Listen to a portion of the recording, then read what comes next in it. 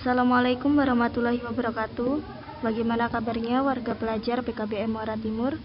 Semoga selalu sehat dan dalam perlindungan Tuhan Yang Maha Esa. Kembali lagi dengan saya Nurlinawati, tutor ekonomi paket C di PKBM Muara Timur. Pada kesempatan ini kita masih belajar di modul 1, yaitu kenali masalahnya. Dalam memenuhi kebutuhannya, manusia dihadapkan pada berbagai masalah. Nah, hal ini dimungkinkan karena jumlah dan macam kebutuhan manusia tidak terbatas.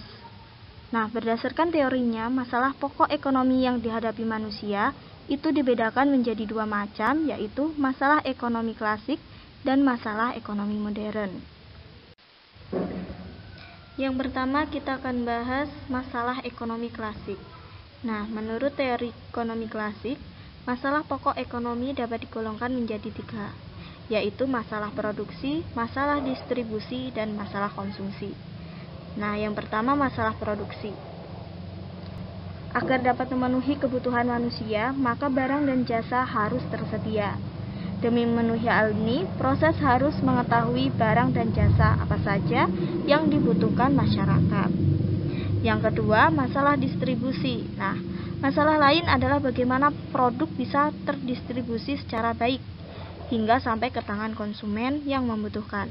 Sistem distribusi klasik adalah melalui transaksi langsung antara produsen dengan konsumen yang dilakukan di pasar. Selanjutnya yang C, masalah konsumsi. Nah, setelah barang dan jasa sampai di konsumen, permasalahan selanjutnya adalah apakah barang tersebut akan dikonsumsi atau malah terbuang sia-sia karena barang yang tidak tepat, tidak dibutuhkan, tidak diinginkan, dan harganya tidak terjangkau. Nah, ini juga menjadi permasalahan lain yang harus bisa dijawab oleh produsen selaku pembuat produk tersebut. Di sisi lain, sebagai konsumen, kita harus bisa meningkatkan pendapatan supaya dapat menjangkau produk yang kita inginkan. Selanjutnya kita masuk dalam poin yang kedua, yaitu masalah ekonomi modern. Nah, coba kita perhatikan gambar ini. Yang pertama ada gambar tanaman kacang kedelai. Yang kedua gambar pabrik tahu.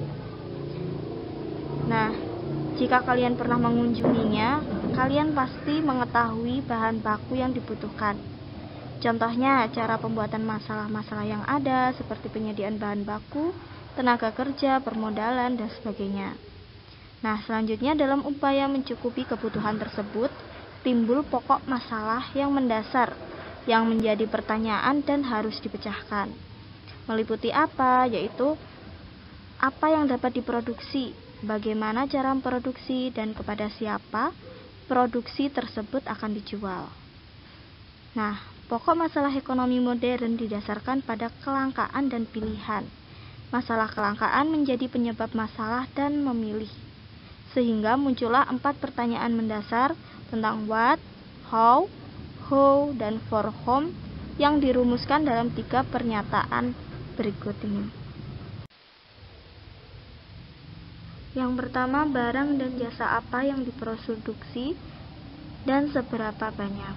Nah, masalah pokok pertama yang paling penting dalam ekonomi adalah bagaimana produsen dapat menentukan barang dan jasa apa yang diproduksi. Nah, ini maksudnya bagaimana? Yaitu apakah akan memproduksi bahan makanan misalnya, atau obat-obatan, senjata, mesin industri, peralatan elektronik, mainan anak, dan sebagainya. Yang kedua, bagaimana cara memproduksi barang tersebut. Nah, setelah barang dan jasa sudah ditentukan jenis dan jumlahnya, maka masalah selanjutnya adalah teknik produksinya. Dengan sumber daya yang ada, produsen harus bisa menentukan teknik produksi yang paling efisien untuk mereka. Nah, maksudnya gimana? Yaitu berapa banyak jumlah karyawan, teknik apa yang digunakan. Selain itu, produsen juga harus bisa menentukan apakah akan memproduksi dengan tenaga manusia atau dengan bantuan mesin. Yang ketiga, yaitu untuk siapa barang tersebut diproduksi. Masalah ini menyangkut soal siapa yang memerlukan barang atau jasa dan siapa saja yang akan menikmati hasilnya. Pada dasarnya, keuntungan dari barang dan jasa yang diproduksi bukanlah hanya untuk konsumen saja, melainkan pihak-pihak lain yang menerima keuntungan. Misalnya, karyawan akan menerima pendapatan, pemilik bahan baku akan mendapat upah, pemilik modal akan menerima bunga atau modal, dan tentunya produsen juga akan menerima keuntungan dari hasil penjualan produknya. Baik, pembahasan kali ini cukup sampai di sini dahulu. Semoga bermanfaat. Saya akhiri, wassalamualaikum warahmatullahi wabarakatuh.